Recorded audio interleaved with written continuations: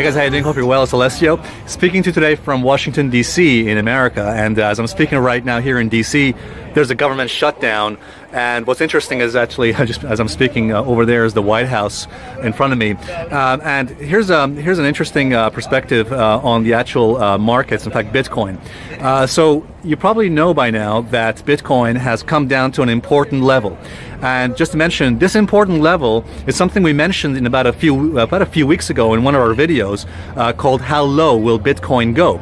You may recall that in that video, I said that Bitcoin most likely will drop down to an important level on the charts called the 200 weekly average. And Bitcoin did that. Bitcoin dropped from about 6,000 or 5,600 after it dropped down to the 3,000, almost 3,100 level at the 200 weekly average. And what's important is this: if you look at this chart, you'll notice that the Bitcoin market has actually held at 200 weekly average beautifully. In fact, as the chart shows, Bitcoin dropped the 200 weekly average and has bounced off that important level, the 200 weekly average, shown to you on that green line, as you can see there. Now, why is that important? Because from a technical analysis point of view, from a chart analysis point of view, the 200 weekly average is a very important level. It has often been a bottom on many markets. For example, Bitcoin back in the year 2014, I think it was, 2015, I beg your pardon. Then on gold in the past, there's been a bottom. On the stock markets formed the bottom. So we have to remember that this is a very important level. The 200 weekly average is a very important level from a technical analysis point of view.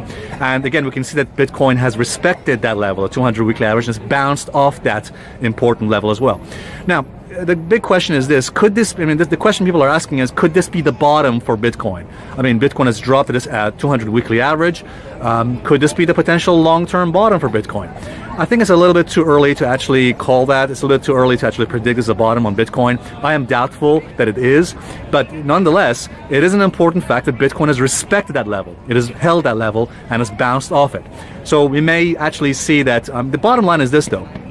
The bottom line is, how long will Bitcoin hold this level for?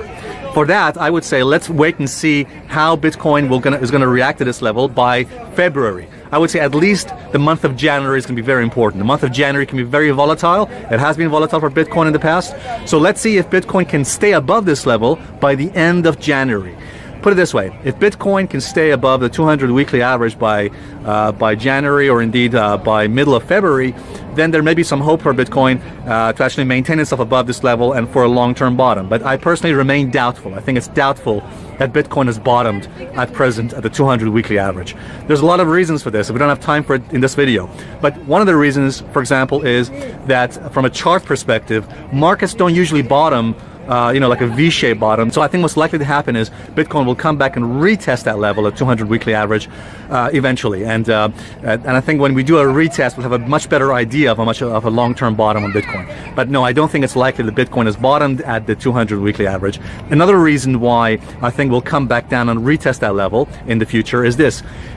It's important to appreciate that a lot of folks out there probably missed their opportunity to sell Bitcoin at the 6,000 or 5,600 level. Okay, so just remember it this way: a lot of people out there have not bought Bitcoin for a long-term perspective. Most people out there don't have a long-term perspective when it comes to anything, let alone Bitcoin. So you have to remember, a lot of these folks who basically bought Bitcoin probably at 5,000 or 6,000 got scared when Bitcoin dropped down to 3,100. And a lot of these folks, what they might do, imagine this situation. Let's say Bitcoin comes back up to 5,000 or 5,500, okay? Now let's imagine that scenario. I'm not saying it's going to happen, but let's just imagine a Bitcoin came back up to 5,000 or 5,500. What a lot of these folks might do, again, the people out there who don't have a long-term perspective and who are probably scared right now to drop in Bitcoin, what they might do is they might use any kind of rally or any kind of bounce, any strength in Bitcoin, let's say to 5,000 or 5,500, and very likely they're going to sell their Bitcoin at that level. Why? Because they missed their chance to do it before.